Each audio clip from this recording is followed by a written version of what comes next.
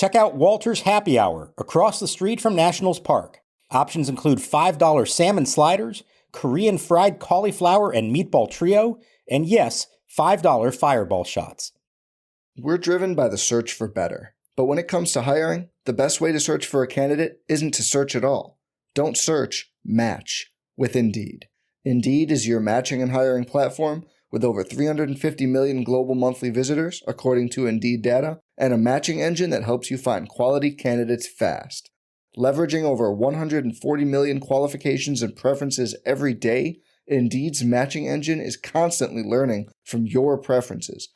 Join more than 3.5 million businesses worldwide that use Indeed to hire great talent fast. And listeners of this show will get a $75 sponsored job credit to get your jobs more visibility at Indeed.com/Blue Wire.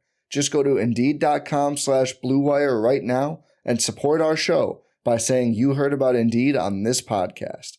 Indeed.com/Blue Wire. Terms and conditions apply. Need to hire? You need Indeed. Here's a pitch that's taken outside for a ball by left-handed batting James Wood. Wood is 21 years old. He turned pro out of high school in Maryland. 5 out of 11 this spring with 2 homers and 4 RBIs. He hits that one hard, deep center field, sending Scott back to the wall, and that one is out of here. That's a home run for Wood, going back-to-back with Thomas off Kyle Gibson. And welcome to Nats Chat for Wednesday, March 6th, 2024, along with MASNsports.com Nationals insider Mark Zuckerman. I'm Al Galdi, host of the Al Galdi podcast. We now are about halfway through National Spring Training in West Palm Beach, Florida. Opening day is on March 28th, so 3 weeks from this Thursday, and we are coming to you with another one of our spring training episodes of the podcast as we prepare to do what we do during the regular season, an episode of the podcast for the morning after every Nats game day. Check out our website, natschatpodcast.com. Click on merch to view the great Nats Chat podcast t-shirts that you can buy. We appreciate the support very much. Also, Nats Chat is back on the radio for the 2024 season. Nats Chat is on the radio Sunday mornings 9 to 10 on ESPN Richmond, which is 106.1 FM in the Richmond, Virginia area, and ESPNRichmond.com. The first installment of Nats Chat on ESPN Richmond for this year will be Sunday, March 31st. But Mark, here we are. The Nats in their 2024 Grapefruit League season are 5-4. That doesn't matter. What does matter is how the potential building blocks are doing. And there is no potential Nats building block who is doing better than outfielder James Wood. He has become the story of Nats spring training so far. Your James Wood 2024 Grapefruit League season stats: 25 plate appearances, a batting average of .474, an on-base percentage of .600, a slugging percentage of .947. He is playing a lot. He is doing a lot.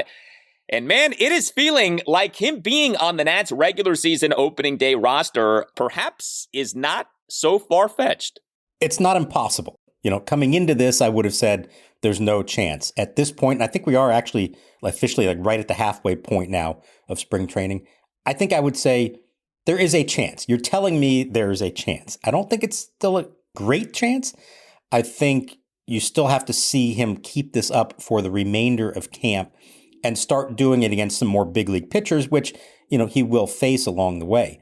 But what he has done to this point is nothing short of remarkable, and it can't help but just make you feel really excited about what the potential there is and the potential for it to be happening soon, whether it's opening day or sometime later in the season. What stands out to me, 2 things. Number 1, he is playing a ton. He's played every day, and he's been in the lineup, usually in a prominent spot in the lineup, several days along the way, which is not what you normally do with a prospect who is not in theory supposed to be part of your opening day lineup. So that's number 1. But number 2, yeah, the home runs he hit that first week were great. What's impressed me since then is the walks and the lack of strikeouts. The book on him was this guy strikes out a ton. That's his biggest, obstacle towards becoming a big-time big leaguer. And again, it's a couple of weeks, and maybe he's not facing the kind of pitching and the type of pitches that he will see daily in the big leagues.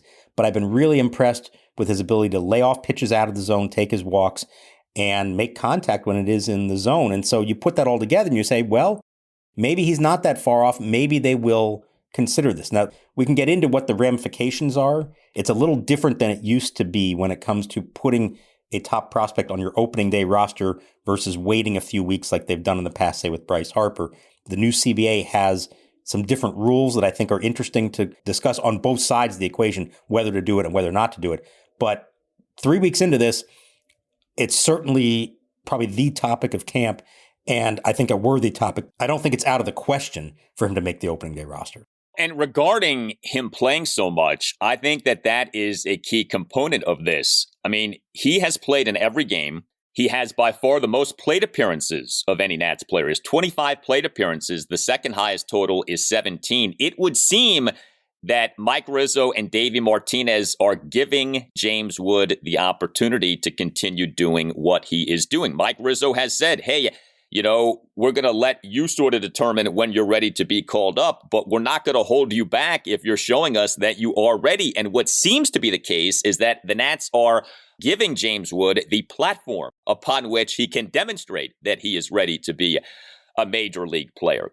It's been a really cool thing to see. And I go back to what happened now 2 Tuesdays ago. So this would have been February 27th. It was a 10-3 exhibition win over the Houston Astros in West Palm. And the game ended up being like a festival of top Nats prospects killing it. You had James Wood as the starting right fielder, 1 for 3, a single and a walk. Dylan Cruz, the starting center fielder, 1 for 2, a great 2-run hustle double, a stolen base, a diving catch. Robert Hassell III, starting left fielder, 1 for 3 with a 2-run homer. Brady House came off the bench, played third base, 2 for 2, a solo homer and a single. And of course, it's one day. Of course, it's late February. It's a meaningless exhibition win, but it's a snapshot of what could be coming. And it was such an uplifting, exciting day. And there have been so few uplifting, exciting days for Nats fans since the team won the 2019 World Series. I thought that was such a great day. You hope like heck that it's an indication of what's to come, but it is nice to have this kind of stuff to sink our teeth into. This rebuild has taken time. This rebuild has been painful. The fact that the fruits of the rebuild could about to be consumed is a really cool thing. Yeah, I mean, think about this. The last couple of years, we've had to sort of in our minds envision what the future might look like and the possibility of better days ahead. And you just have to, in your mind, think, well, someday maybe they'll have James Wood in the outfield and Robert Hassell and Brady House at third base and Cade Cavalli on the mound. And then they draft Dylan Cruz and say he can be part of that. Well, it was all sort of theoretical. And what we've had this spring, and that day in particular, because they all played together, you had in front of your own eyes, you could see it now. And it just looks more like reality. And now you can actually picture what this will be like in the big leagues someday soon. Interesting thing with Wood, to me, that could be in his favor here, is it's both about how he's playing, but also what is the competition there. And I think he's in a good spot in this regard. Stone Garrett, I don't think is going to be ready for opening day. They're not ruling that out yet, but he hasn't played in a game yet. My colleague Bobby Blanco watched him in a simulated game the other day, and he took his at-bats and he ran the bases, but he noted that it didn't look like he was running the bases at full strength, that there's still something there that is holding him up. And that's understandable. I'm not saying anybody should be surprised by that. But if he's not ready for opening day, Jesse Winker as a non-roster invitee is, in the mix for a left field job. Victor Robles, as we know, is kind of always on shaky ground in center field, although I think he's done a decent job here so far this spring. And then beyond that, you're talking about guys like Jacob Young and Alex Call, who we've seen before, and say what you want about them, but they're probably not, stalwarts in the long-term future. So it would be one thing if all those positions were clogged up and you'd say, well, all right, there's no need to put James Wood on the opening day roster. But there's maybe a case to be made that he is better positioned to make the team because of the state of those other guys than he would be otherwise. And I think that's something to consider and to watch here as we get through the second half of spring training. The other guy I'll mention here, Robert Hassell, I've been really impressed with him, and a lot of people have. Sort of the forgotten prospect of the group. What he's done, I think he's showing that he can be the hitter they always thought that he would be at the time of the trade, with a healthy wrist and just kind of some mechanical changes and just, I think, a little pressure off of him now that he's not really the guy that everybody's focused on anymore. I think that's been good for him. He looks like he could definitely be a part of this here at some point. And with Dylan Cruz, I don't want to say he's been overlooked, but it does feel like he's sort of the second story of this, or even the third story of this camp. Now, let's remember how inexperienced he is. First time in any spring training, let alone a big league camp. He's been in the lineup a couple of times, but it's mostly coming off the bench. He's done nothing wrong, but he also hasn't stood out the way that Wood in particular, and even Hassell to some extent, has. And it's maybe a reminder that you do still need some professional experience sometime in the minor league. So nobody's saying that means that Dylan Cruz isn't going to be a great player, maybe the best of them all of this group. But it's a reminder that maybe he's not quite as close to being ready to make the big leagues as some might have hoped. You know, there's another thing, too, with James Wood that is so exciting, and that is that he's so young. This coming season will be just his age 21 season. This is a guy who could come to the big leagues, be great, and by the time that it is time to pay him, you're still only talking about, mid-20s. And so he's someone who could be with you for a decade plus and could be worthy of getting big money from you, well into a second contract. So I think that's something, too, that stands out. So you mentioned the new rules per the new CBA when it comes to promoting prospects. There is what is called the PPI. PPI stands for Prospect Promotion Incentive. It's a little complicated. It's a little onerous. We don't have to necessarily cover every little aspect of it, but the basic idea of the PPI is you reward teams with draft picks if, in fact, the teams have highly regarded prospects brought up early in seasons and those prospects do well. So it's meant to incentivize teams to have guys up early in seasons as opposed to holding them back until that service time clock factor kicks in. So in other words, the Nats could have James Wood on the opening day regular season roster, but could end up getting rewarded with a draft pick if James Wood ends up having a really good rookie season. So yes, I guess in theory you say you lose out in that you lose a year of service time, but you gain in that you gain a draft pick. We're so early into the PPI era, it's hard to gauge truly how teams are going to handle this. But I do think that it's a really good idea because in the past, it was basically an open and shut conversation. You wait until that service time clock date passes, you gain the extra year's control, and then you bring the guy up. And there really wasn't much arguing against that. Now, at least, there is a compelling argument for, hey, if a guy is doing as James Wood, at least so far, is doing, seemingly playing his way onto the opening day roster, you as a club feel like, okay, we can have him on the opening day roster, and it's not going to be something that ends up harming us. Right. And let's also keep in mind, it's not just opening day. If you are called up later in the season, but you win Rookie of the Year or top 3 in MVP, that player now gets the full year of service time, even though they weren't on the big league roster all year long. So that's the calculation that you have to make if you're Mike Rizzo here, to say, even if we send him down, if he comes up and is just gangbusters, and you can win Rookie of the Year without having been in the big leagues the whole year. We've seen it before. Guys with 4 months, even like 3 months at times, has been enough. So if you think the guy's going to be that good that you're not going to gain the extra year of service time, then you might as well have him up there and reap the benefits of what he can do, because you're not thinking 6 years down the road. You're thinking about right now. And as a reward for that, as you said, you get the compensatory draft pick the following year. But you're right, there's not a lot of track record with this new system to know how teams are going to figure out the best way to do it. I could see this going both ways. I could see teams saying, hey, let's go ahead, put him on the opening day roster. I could also see teams saying, hold off, we're going to wait till the All-Star break, because chances are that won't be enough for him to still win Rookie of the Year, and then we will gain that extra year of service time on the back end. I don't know how that's all going to play out. You hope that this is all just based on his readiness and nothing else, but I do think it's an interesting wrinkle that we haven't had to consider before.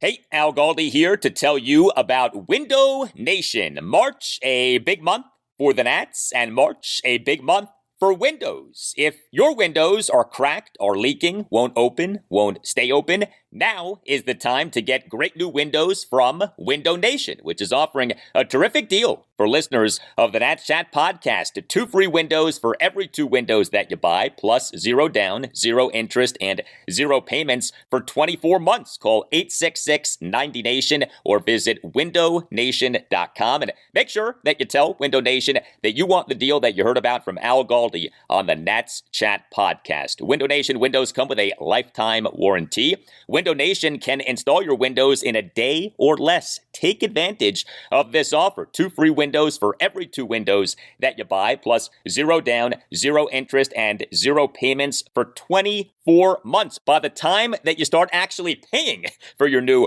Window Nation windows, James Wood and Dylan Cruz will be seasoned vets. Call 866-90-NATION or visit windownation.com. That's 866-90-NATION or windownation.com. And make sure that you tell Window Nation that Al Galdi sent you. We're driven by the search for better. But when it comes to hiring, the best way to search for a candidate isn't to search at all. Don't search, match with Indeed. Indeed is your matching and hiring platform with over 350 million global monthly visitors, according to Indeed data, and a matching engine that helps you find quality candidates fast. Leveraging over 140 million qualifications and preferences every day, Indeed's matching engine is constantly learning from your preferences. Join more than 3.5 million businesses worldwide that use Indeed to hire great talent fast. And listeners of this show will get a $75 sponsored job credit to get your jobs more visibility at Indeed.com/Blue Wire. Just go to Indeed.com/Blue Wire right now and support our show by saying you heard about Indeed on this podcast. Indeed.com/Blue Wire. Terms and conditions apply. Need to hire? You need Indeed. The pitch is taken in there, called strike 3. Fastball elevated toward the top of the zone, but Williams is called out. Strikeout number 3 for Rutledge in the second out, here in the top of inning number 5. I want to ask you about the Nats rotation. We have not really talked about this yet. One of the things we got into late last season was, ideally, the Nats in 2024, their rotation could feature 4 of the 5 guys being young, up-and-coming pitchers, right? Josiah Gray, Mackenzie Gore, Jake Irvin, Jackson Rutledge. We presume Patrick Corbin is in the rotation last year of that contract, the last year in which we have to eat our vegetables, and then we're done eating our vegetables. But, the hope was, hey, at least 4 of the 5 can be guys who you can really get excited about in terms of what could be coming for the Nats. Rutledge finally was called up to the majors last September, pitched in a handful of games. As things stand right now, do you think we are looking at a season opening rotation that will feature the 4 young guys, Gray, Gore, Irvin, and Rutledge, with Patrick Corbin in there too? Do you think that Trevor Williams still has a real chance of being in the opening day rotation? Where do you think we're at with that? I think the odds are pretty slim that all of those young guys make the rotation for a few reasons there. I think in Rutledge's case in particular, they're going to want to watch his innings still and maybe have him in a little more controlled environment at AAA to start the year. I think he could be the first one called up, and it may not be that long, maybe kind of like Jake Irvin was last year. I see him as someone that they're going to be a little more careful with, and by putting him out there right away on opening day, you might be running the risk of his innings building up too much. And just, I know he made the big leagues late last year, but it's still a little bit of a rush to get him there after all the injuries and stuff he had in the past. So there's that. Trevor Williams, who's now in camp and made his first start and was sharp in that outing, they're still paying him $7 million. Now, maybe eventually that means he's a long reliever, but for them to go into the year and say, all right, you're already in the bullpen, we know they made it through last year with only 8 starters, which was remarkable. That's not going to happen again. Guys are going to get hurt.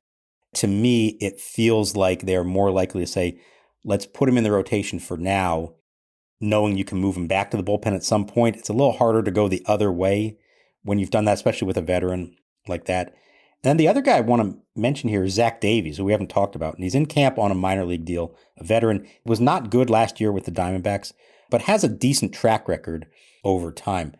He's been making starts down here kind of quietly in the mix. And I do wonder if, come the end of camp, if there's a fear of losing him. And again, you've got to be thinking not just in terms of who are our 5 starters, but who are the 9 or 10 starters you're going to need all year long. If you don't want to lose someone like that and you're afraid he's not going to go to AAA, you maybe put him on the team either as a long reliever or as a fifth starter at the expense of somebody else with options like a Rutledge or maybe even a Jake Irvin for that matter.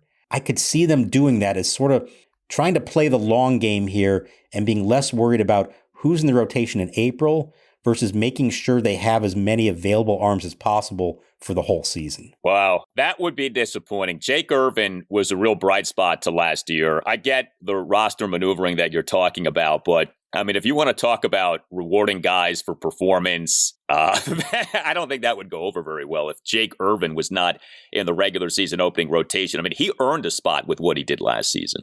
I agree 100%. I've heard a lot from people with the team. They keep bringing up this idea of, yeah, we made it through last year with 8 starters. That was great. Well, that's not going to happen again. They know that's not going to be the case.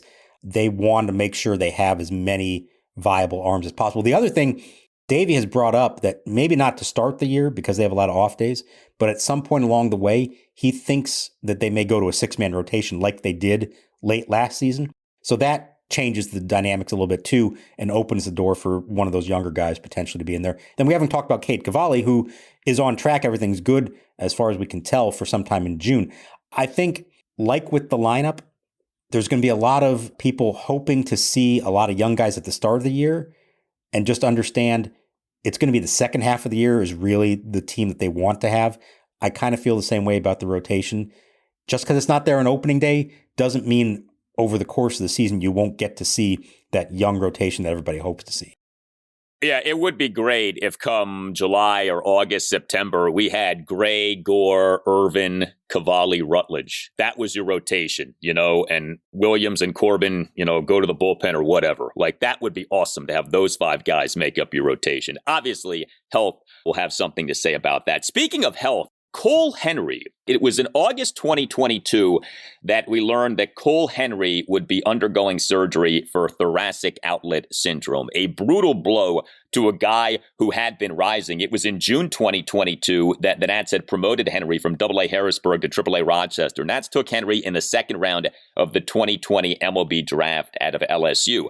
Now, the good news with Henry having TOS was that, hey, younger, so in theory, maybe he can be one of the guys who comes back from this and has a career. This upcoming season will be Cole Henry's age 24 season. I know so far in exhibition play, he has been used out of the bullpen. He's been used as a reliever, not as a starter. I don't think anyone anticipates him being at the major league level to begin the season. But how is Cole Henry doing?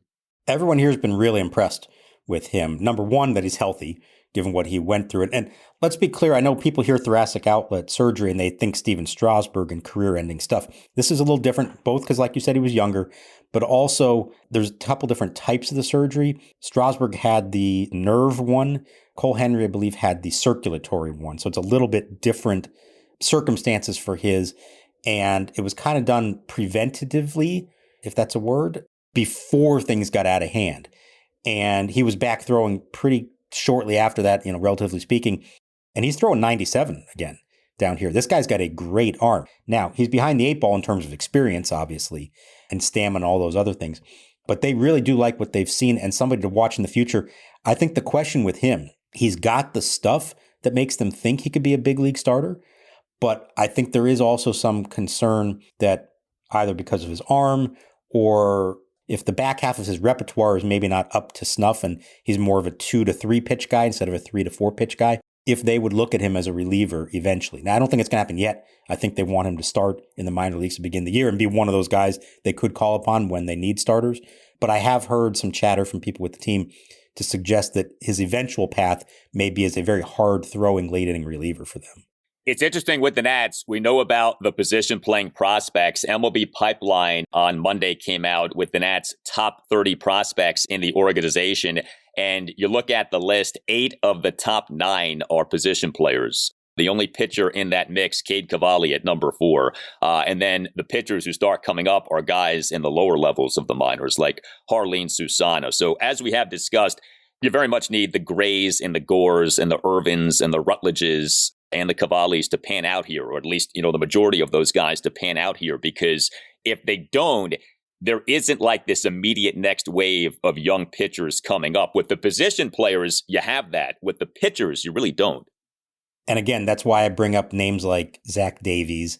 And whatever you think about Patrick Corbin and Trevor Williams, they're going to give you some innings that somebody has to take over the course of a season. So I think they're very mindful of that. They know that they don't have, other than Cavalli, when he comes back, they don't really have that big name guy that's going to step in and change the whole dynamic of the rotation.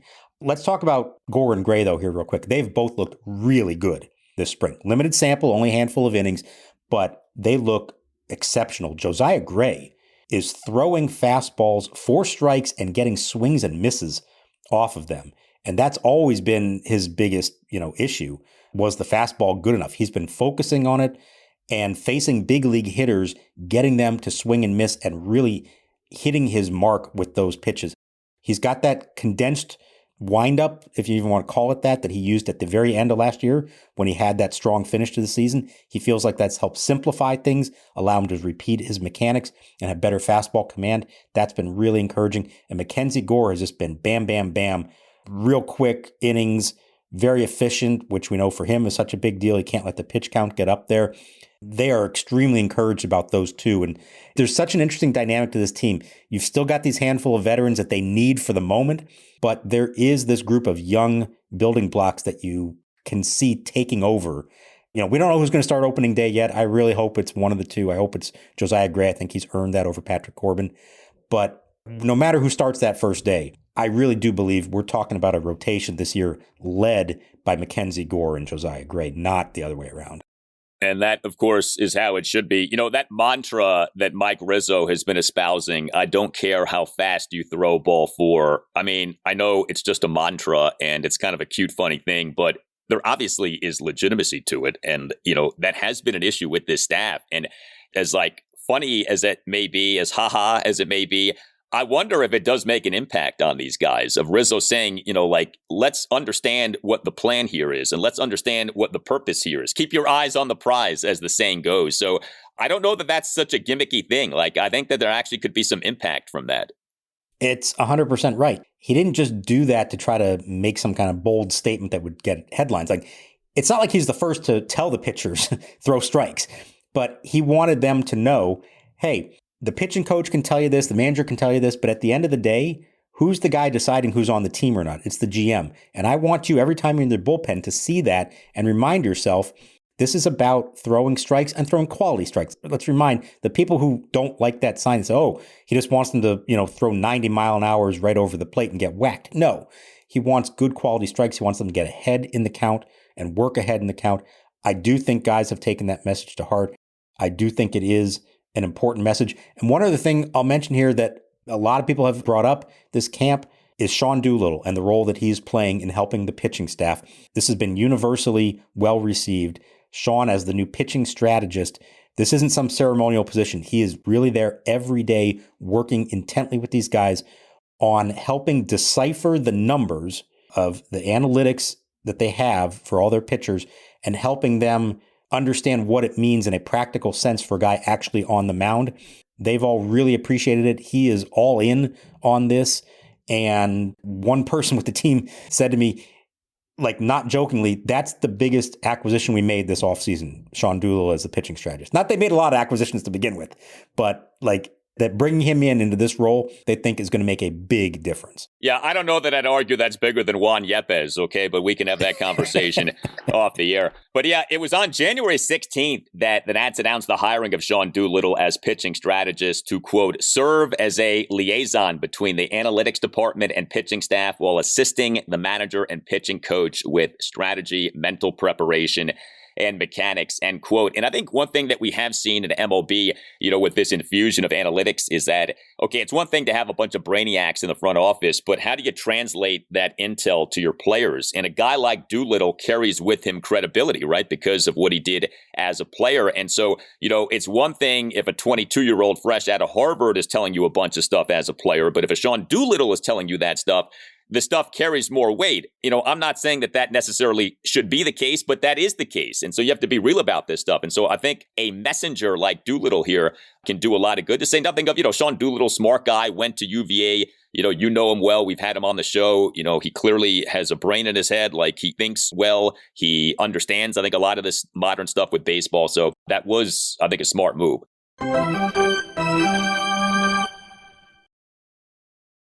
Thompson sets, runners first and third, 2 out.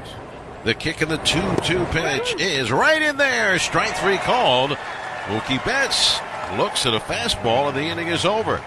We have had some bad news with the Nats over the last week or so. Mason Thompson, it turns out that he did need to undergo Tommy John surgery. He underwent that this past Friday, March 1st. He had been out due to right elbow discomfort. Second Tommy John surgery for Mason Thompson. The first one happened during his time in high school. Look, we've talked about Mason Thompson a good bit over the life of this podcast. Talented guy. He at times has been really good for the Nats, but he has been inconsistent, and he has dealt with a good bit of injury. And obviously, this now is another injury blow. A guy who the Nats got in their 2021 fire sale. It was in the early morning hours of Friday, July 30th, 2021, that the Nats traded reliever Daniel Hudson to the San Diego Padres for Mason Thompson and infielder Jordy Barley. I think pretty clearly the Nats were anticipating this news with Mason Thompson, have signed a bunch of relievers to minor league contracts here in recent weeks. But, of course, a tough break for Mason Thompson. Yeah, he kind of seemed to know it right from the start when he first felt his elbow. I think he even admitted in the end that it was a pop in the elbow, so he kind of knew. And he'd been through it before, having had Tommy John surgery in high school. So the news isn't a huge surprise, but it's disappointing, obviously. And, 2 Tommy John surgeries is never good for anybody. Although I guess in this case, you say a couple things. He's still young. He's only 26 years old. The previous one is like a decade ago. So it's not like he had these back to back.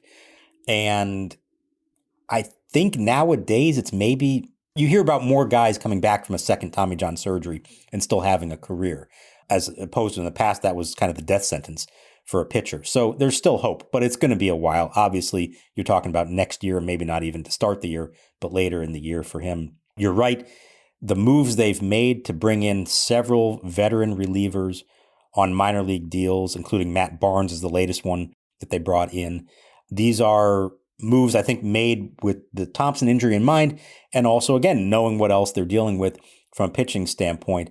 We're not there yet, but I think there's going to be some really interesting questions at the end of camp as far as who makes the bullpen and who doesn't. You hope this is the case. We'll see. But there's a good chance they're going to have more than 8 qualified relievers for the bullpen on the opening day. And you're going to have to make some calculated decisions because, again, these veterans usually have opt-outs at the end of spring if they don't make a team. Are they willing to go to AAA if they don't make it, or are they going to become free agents? And they may have some tough decisions to make there as far as who they think not just has had the best spring, but who's had the track record to suggest they can continue to be effective for you over a whole season. As we think about what the A bullpen will be, what the B bullpen will be, of course, the performances will determine that. So, like, who we view as an A reliever may not be an A reliever as the season goes on. But just as things stand right now, Finnegan, Rainey, Harvey, Jose A. Ferrer, Jordan Weems did do some good things late last season. What do you think Davey Martinez is thinking right now in terms of his A bullpen, at least to begin the season? It starts with Finnegan and Harvey, of course. But I think after that, I think they really do hope that Tanner Rainey returns to be that guy. Now, they're going to be careful with him because of his own coming back from Tommy John, and they're not going to push that harder than they really want to. But I think they feel like he can be in that mix as far as like helping pitch the 7th inning. I think Dylan Floro, who did miss a little bit of time here with a shoulder issue, he's downplayed it. We'll see. He hasn't come back to pitch in a game yet, but he has been throwing. I don't think they're concerned there, but it is somebody to keep an eye on. But again, he should be a late inning guy. Weems did do a good job for them, stepped up a lot last year, I think, in that regard. The guy that Davey keeps bringing up is Robert Garcia among the left-handers, who pitched pretty well at times late last season. I think Ferrer maybe long-term they like, but in the short term, they're not sure. It's kind of inconsistent. But then this group of veterans that is in camp, and that's Matt Barnes, it's Derek Law, Richard Blyers had a good camp. I think they're looking at all those guys as potentially making it, and there may not be room for them all. And so you have to decide which ones make the most sense. But I think the biggest thing they did with these moves, you just talked about the A bullpen and the B bullpen. I think they would love for there to be less delineation between those two this year. Obviously, you have your top guys who pitch at the end of games, but they would love to not have to separate it into two groups and have more guys who you could consider A- relievers, let's call them, to be used in late inning situations when you need to give, say, a Hunter Harvey or Tanner Rainey a day off. I think that's the goal here. We'll see how it all plays out, but there's potential here, potential for this to be a very deep bullpen, way more than they've had in the past. Yeah, it's just we've danced this dance like every year, right? The bullpen is this perpetual issue with this team. It's been like the Achilles heel for Mike Rizzo in terms of building up this team at the major league level. And even like last season for a while, it felt like, hey, this bullpen's pretty good. And then all of a sudden you looked up and the numbers were horrible and the bullpen was in a real rut. So we know how it can go. But yeah, I mean, there does seem to be depth. There does seem to be talent. And, especially if a guy like Finnegan is more of the good Finnegan than the bad Finnegan. Hunter Harvey is healthy. We know how good he can be when he is healthy. You very much could have a halfway decent bullpen. I know defense is difficult to judge. I do know that it has been a big time emphasis for the Nats in camp. From what you have seen, are you seeing better defense? I mean, of course, it's not until the regular season that we'll really be able to tell, but are there signs that this team actually might be decent defensively this coming season? I think it depends who you're talking about individually. It's kind of different depending on who it is. I do think first base is going to be noticeably worse without Dom Smith there. And there are reasons that they got rid of him. And, we'll see. But Joey Meneses and Joey Gallo, who's gotten most of his work at first base, actually. Gallo's better, but it's not quite the same. And you do hope that that doesn't hurt the rest of the infield too much, but you got to keep an eye on that. CJ Abrams has looked very good at shortstop. Nick Senzel's looked fine at third. I wouldn't say it stood out one way or the other, how he's done. Luis Garcia kind of looks the same to me at second base, which I think is a problem. This is a guy to watch as we move forward here. I think he's on the team to start the season, but that's a tenuous hold on that position, and defense is a big part of it there. The catchers, it's been really interesting watching. They're all working from one knee now, try to get lower to frame better. Hopefully not at the expense of throwing out runners. I've seen some good throws from Keibert Ruiz. The numbers haven't shown that he's thrown out a lot of guys, but the form looks a little better. So I'm interested in that. Victor Robles had that one kind of ugly play at the first day of spring training games, and then since then I think he's been fine. But I will tell you, I've been impressed with the kids in the field. Dylan Cruz in center field has been very good. James Wood has played all over, and he doesn't look like it because he's 6'7" with such long legs, but he moves really fast, like a gazelle out there with these long strides. That's going to be something to watch whenever he makes it. And the other guy to watch, I mentioned Garcia earlier, Trey Lipscomb, another one of those prospects. He's not in that top tier of prospects, but kind of that second tier, plays all over the infield. He's played a lot of second base this spring. I've been impressed with the work he does there, especially turning double plays. It's kind of been eye-popping a little bit. I don't think he's opening day ready. He still needs some experience in the minors, but I'm very interested to see where he starts the year and at what position. They talk about him playing all four infield positions. If they have him playing second base every day, say at AAA to start the year, that to me is a sign that they see him pushing Garcia for the job the moment that Luis starts to struggle. And that's something I would keep an eye on. Yeah, I was just going to say, I mean, we know that the organization, as last season went on, was falling out of love with Luis Garcia. And so if he is struggling and he does get off to a bad start, who would be the replacement? But it sounds like Trey Lipscomb could be that guy. I know Brady House, the idea is third base. Yo-Yo Morales, third base. Do you think they would move Morales to second base if, House ends up being what they want to be? I think first base more likely. Yo-Yo's a big guy. I don't know that he can play the middle infield, but I think third base, first base is what they're looking at there. He's gotten into a couple of games late at the end of games. We haven't really seen a lot of him in terms of in the field, but he's a big physical presence and a guy who, look, he just came out of college, and he's barely had any minor league experience, but he made it all the way to AA by the end of the year. My guess is he would restart there. And now if he and Brady House are together on the same team to start the year at AA, that'll be very interesting. Who's playing what position? House is third base. They're not talking about him shortstop anywhere else at this point. So do you see Yo-Yo play first base, DH, or does he split time at third with House? I'm not sure the answer to that, but if he ends up somewhere else, I think first base is the spot. But I think they still want to use him at third base, not knowing for sure what Brady House is going to be. You hope that he is everything you want him to be, offensively and defensively, but you don't really know that for sure yet. Yeah, Yo-Yo Morales, one of the great nicknames in baseball right now. Yohandy Morales. Nats took him in the second round of the 2023 draft out of Miami. Got promoted last August, from low A Fredericksburg to high A Wilmington. Well, Mark, I'm very proud of what we have done here on this episode of the podcast.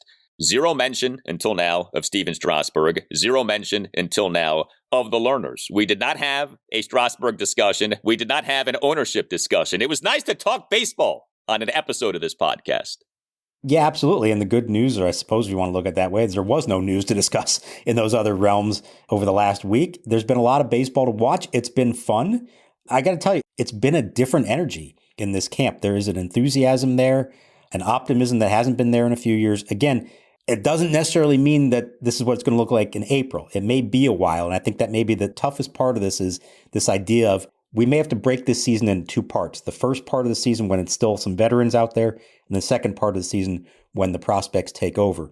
But for the first time in a while, there is some genuine enthusiasm, some buzz around camp. You're even hearing some national media pick up on what James Wood and Dylan Cruz and the like are doing. And that's a nice thing to see because there's been very little attention outside of DC on this team in several years. Nats fans have earned the good vibes, so enjoy the good vibes, and we hope that they continue to come. You tell us what you think. You can hit us up on X at Nats_chat. You can email the show, natschatpodcast@gmail.com. And like I said earlier, we invite you to check out our website, natschatpodcast.com. All Nationals radio highlights on Nats Chat are courtesy of 106.7 The Fan. For Mark Zuckerman, I'm Al Galdi. We thank you for listening, and we'll talk to you next time on the Nats Chat Podcast. Trey Lipscomb out of the University of Tennessee. 6 for 16 this spring with a double. Swinging a line drive, a base hit to right field. To second is Morales picking up third base coach Ricky Gutierrez, who tells him to stop right there. And so runners on first and second, and Elijah Green will get his first at bat in Grapefruit League play.